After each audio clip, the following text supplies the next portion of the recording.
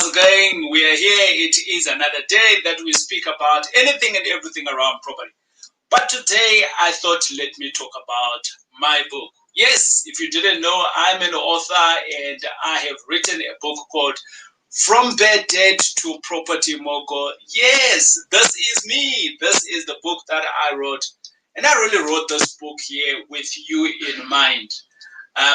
The journey of where I come from to where I am today, a lot of people, when they started reading my book, they were pretty shocked in terms of who I am. But I want to actually jump into my book. And today we are in December, and I've got an offer actually for you.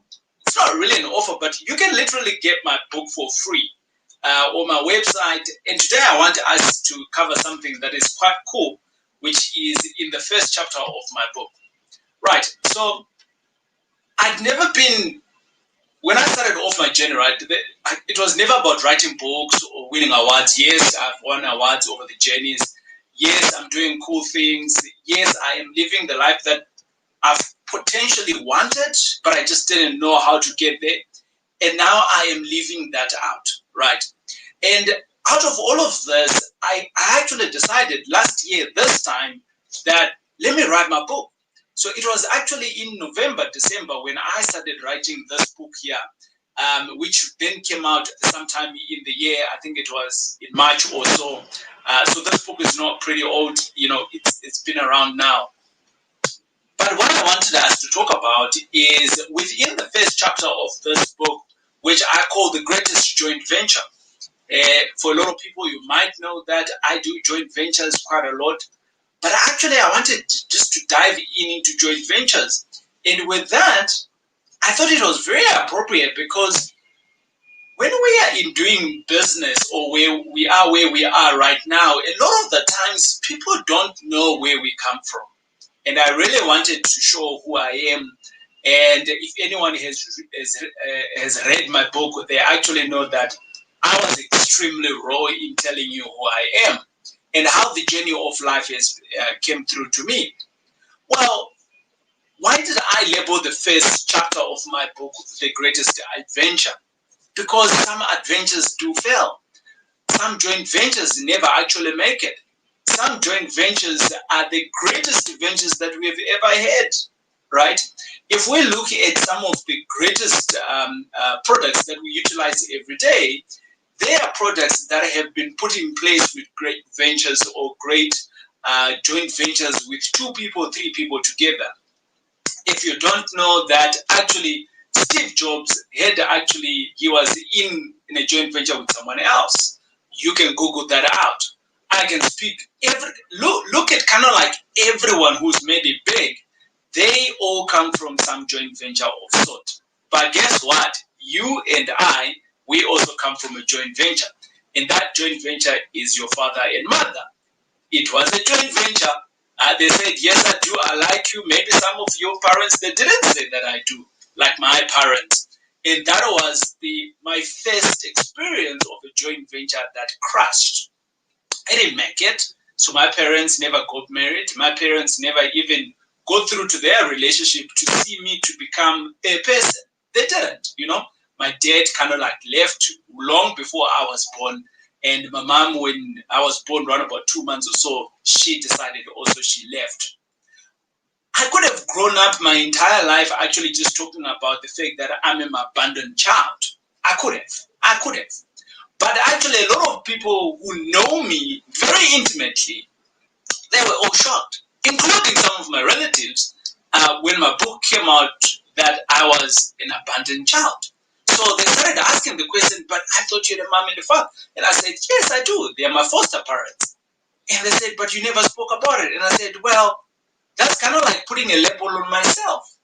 It's like a very good friend of mine who's been divorced now for the last 9 years.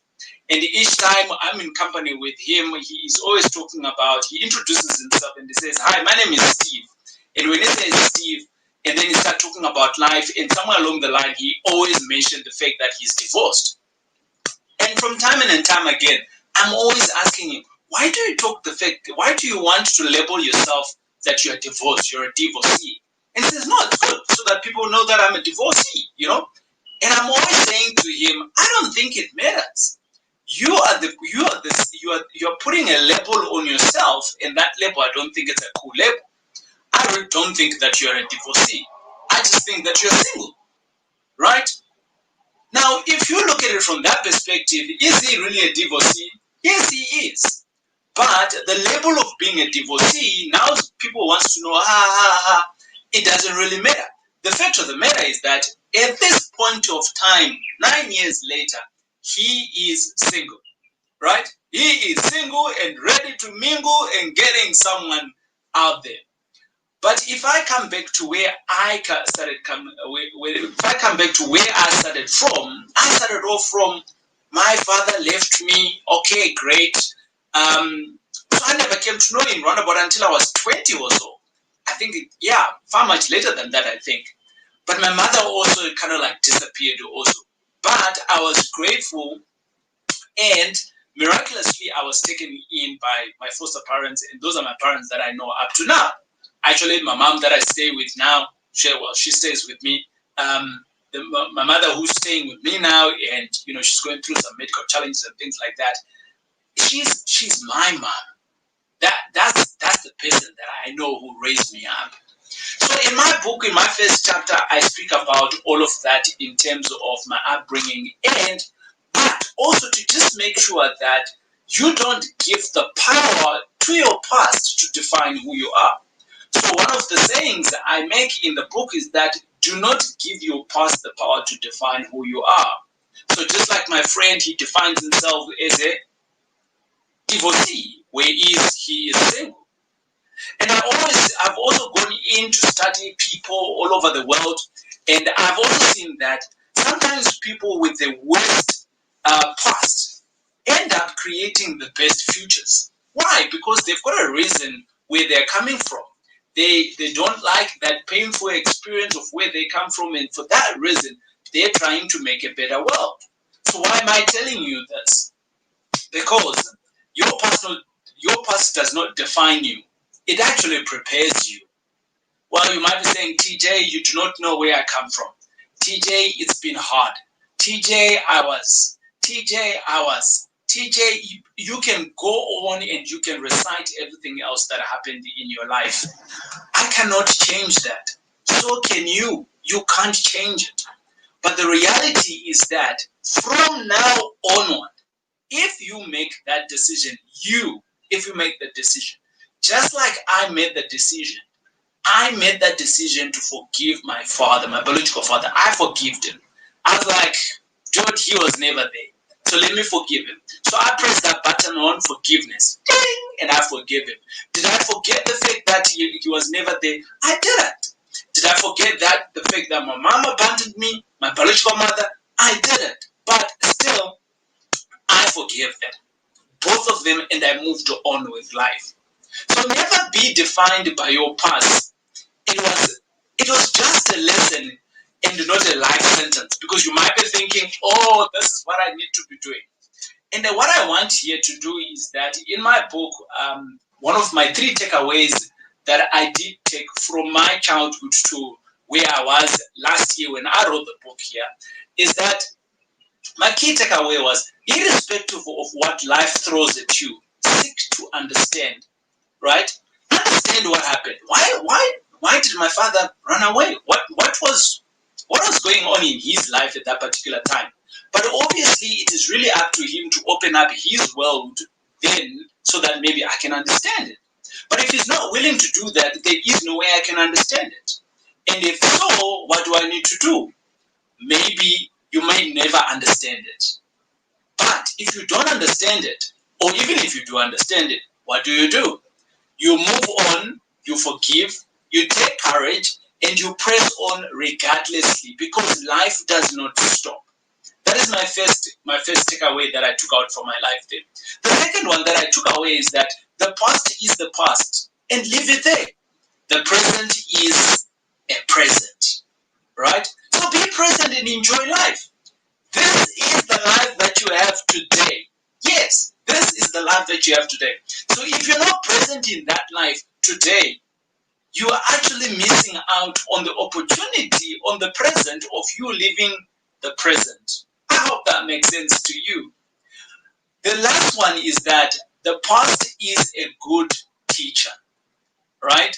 For some of my good friends that do trading and things like that, they're always saying that to me, TJ, for you to make money in trading, I can't do it, but they do. And says to me, TJ, for you to make money in trading, you need to look at the past. The past is always a great teacher. It tells you what's going to happen, right? So the reality is that the past is a good teacher. Only if you embrace the teacher, right? But we have the power to make the present and the future a better space for you and me. And this is just about the first chapter of my book and everything else that I've been talking about within the last 10 minutes or so. You can literally grab this book. It's available for you. You can jump on right now on my website and you can, this book is for free. I'm not charging you anything for it. I've written it. It's my time that I spent last year. I wrote the book. And after I wrote the book, I contracted someone else to publish the book for me. They published it for me. Got English in here. And after that, I even printed it for you. And the question here is, why did I do that? The reason is pretty simple. If I can learn from my past and my history, and I can change it to become a father, to become a husband, to become a businessman, to become an author, to be someone that you now follow today, and maybe potentially gain some inspirations from, or maybe to learn from. Maybe I've taught you something. Maybe you don't actually know me and this is your first time to be here. Friend, I am here to tell you that your past doesn't really matter. It happened in the past. Seek to understand what happened. It can be a journey. It took me about 12 years to actually understand my biological father. And when I was trying to understand him, I could see he was not letting me in to understand his world. So guess what I did? I love him from a distance. What does that mean? I know he's my father. I recognize him. And he is there wherever he is. And I'm where I am. But do we connect? Yeah, from time to time. Once in 4 years, once in 3 years. That's what it is. Do I force things? No. Should I? I don't know. But with what I understand now, with the circumstance now, I am making that a difference to my child, to my kids. I got 2 kids actually. So to my kids, I'm making that difference. So I'm present in them. And I'm making sure that whatever I learned from my father by him not being present, that is not going to carry on with who I am. It is I, TJ Taurai. It's been great hanging out with you. Don't forget to get your book. Cheers. God bless. Bye.